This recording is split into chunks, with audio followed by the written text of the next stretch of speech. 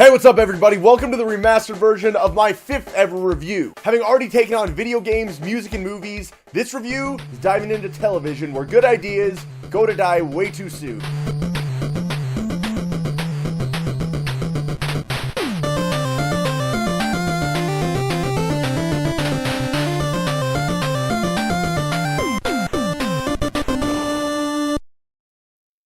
One of the great tragedies when it comes to television is that good shows so often have the plug pulled on them way too soon. Whether that plug is pulled because of unmet expectations, or because the old white guy's making decisions or hoping something better will come along, there are countless examples of great shows that have been canceled way too soon. And to make matters even worse, there are countless shows that are absolutely terrible that have been on way longer than they ever should have, or really in a lot of ways were just a slap in the face to sensible people that they were ever on the air to begin with. I get the impression that there's a lot of shows out there that are just given airtime in order to fill airtime, never really with the intention of marketing them to stay on long term. It just seems that far too often the nail is driven into the coffin for a good show that may have a small dedicated fan base of viewers that's not quite growing fast enough for a network's liking. And to a point, I understand it somewhat because business is business, but I feel like a lot of these small dedicated fan bases with enough time to cultivate could grow into something pretty rabid. But because those shows get their roots pulled out of the ground, we never really get to see that happen. There's even a couple examples out there of shows that have been on the wrong end of the chopping block before, only to make an eventual comeback, stay the course to what they were doing the whole time, and become a big hit. Everybody, I got bad news. We've been canceled. And having seen it happen before, it makes it all that much more frustrating when a show that you love gets canceled and isn't one of the lucky ones to make an eventual comeback. Greetings, America. I am Killface. One of the lesser fortunate shows that was here and gone way too soon was a little show called Frisky Dingo, which had an amazing 2-season run on Adult Swim a few years back, ending on a pretty awesome cliffhanger that is agonizing to not have any full resolution on. Frisky Dingo was created by Adam Reed and Matt Thompson, serving as their follow-up to the long-running Sealab 2021. You might also know these guys for the much more popular Archer, which has at least been a nice fill of the void left by Frisky Dingo. But for 2 seasons, Sunday nights on Adult Swim had a show that was so off the wall and so magnificently woven together that it made for absolute comedy gold.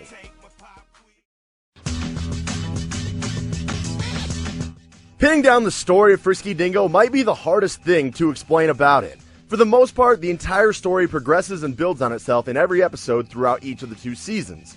What once appears to be a main plot line can suddenly turn into a subplot to a bigger focus for the characters. This happens throughout the entire series, but transitions flawlessly to make you only care about the biggest plot line at hand, rather than be wondering what the hell happened to the previous motive that was driving the story, because new things came to light and changed the course. And just when you thought that something might have been completely abandoned, things come full circle to go back to the initial plot line of it all.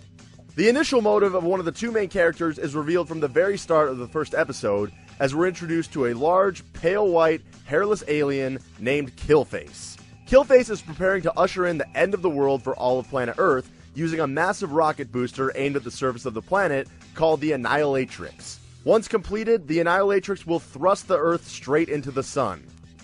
Aside from bringing on the doom of the entire planet, Killface's main motivation initially is to properly market to the people of Earth their impending doom that he's aiming to bring upon them. Along the way, Killface ends up clashing regularly with the other main character, billionaire playboy Xander Cruz. Cruz has a superhero alter ego named Awesome X, who has recently defeated the last supervillain known in the entire town, and nobody left to fight, unless Killface could end up being that next supervillain for Awesome X to battle and keep his brand name relevant. The 2 continually cross paths in different situations that develops both an ongoing mutual dependence and mutual hatred for each other. Killface and Xander are the obvious 2 main characters, and they are absolutely hilarious whenever they are on screen together because of that hatred and need for each other. Even outside of those 2, every supporting character in the show is simply incredible. A lot of them cycle through quickly, and we don't get to know them outside of 1 or 2 great lines, but there's also a core of regular supporting characters that surround both Killface and Xander, which adds so much to every episode. In Killface's initial circle of people who surround him, you have Valerie, who he looks to for marketing advice, Sid, who is basically his indentured servant, and his son Simon, who Killface is desperate to relate to as a good father. With Xander, there's his chief advisor Stan, who he basically walks all over, his super overbearing news reporter girlfriend Grace Ryan, who he also walks all over, and maybe the best part of the entire show, the Xtacles, who serve as the fighting force alongside Xander's superhero alter ego, Awesome X. Zany and off the wall as the progression of the story may be, the characters remain fairly consistent. They may be put into different situations that demand small changes of them, or they adapt in subtle ways to the scenarios where they land, but they always stay true to what we know about them. Trying to explain each of them would be very difficult, because so much of what makes them work is how they interact with each other. But as you watch the show, each character is introduced in an appropriate time, and gives a good expectation of what they're bringing to the table. You're never really overloaded with a lot of characters at once, and while a lot of the smaller ones come and go, they're never completely out of the picture, unless they die. Really, for a show that is so heavily driven by its characters and how they interact, it's tough to imagine them being any more well done than they are. Like I mentioned before, the story to Frisky Dingo starts in one place and ventures off into places you never would have expected. Through that all, though, things never get dull or even really have you feeling like they've strayed too far from where they started. The pace carries you seamlessly through it all to make you only focus on what's currently happening. Couple that with how deep the entire cast of characters holds true to their roles, and it really is pretty much flawless for what it's trying to do. The levels of zany in which the show reaches might make it tough for people to get on board in the middle of any season, but for a show with episodes only 10 minutes long, it's not a huge commitment to start from the beginning and get up to speed.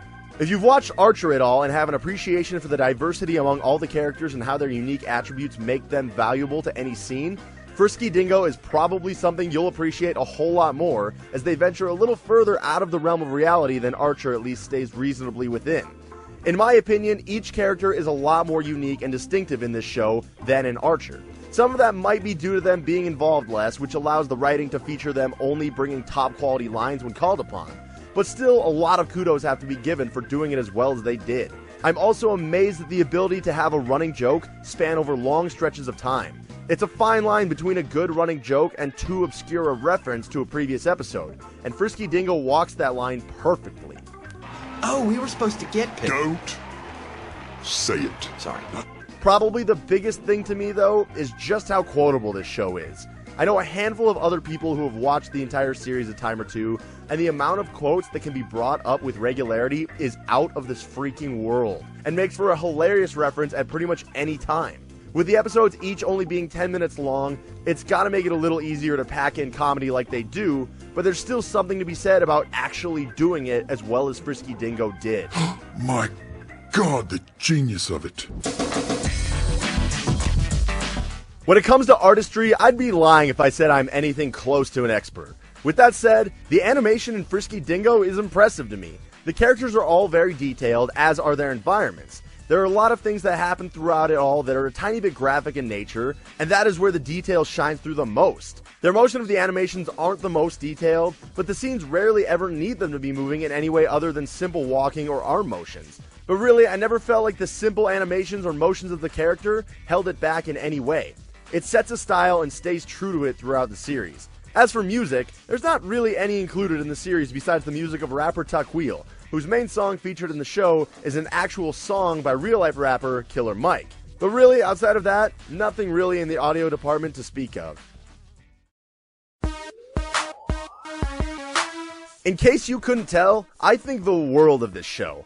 Few shows that I've ever seen have made me laugh as hard and as often as Frisky Dingo. The writing is completely off the wall and takes the entire story in crazy directions that you couldn't possibly foresee when it all starts. All the while, the characters encounter different situations that add to the humor while delivering epic quote-worthy lines throughout it all. In some ways, I can understand why this show might not have caught on, because it does follow a story arc throughout each season that seems like it'd be tough to get on board with if you weren't there from the start. Reportedly, Adult Swim never officially canceled the show, but rather had it on hiatus after season 2. Somewhere along the line, rumor is that co-creator Adam Reed ventured off onto some kind of vision quest or something, which may have been the root cause of the hiatus, and during that span of time, the studio responsible for Frisky Dingo closed up shop.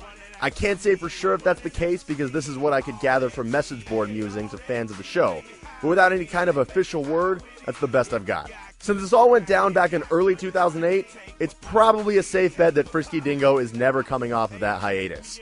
Either way, it's a tragedy that we didn't get at least a third season. The cliffhanger at the end of the second season leaves a whole lot desired about where they might have gone with things.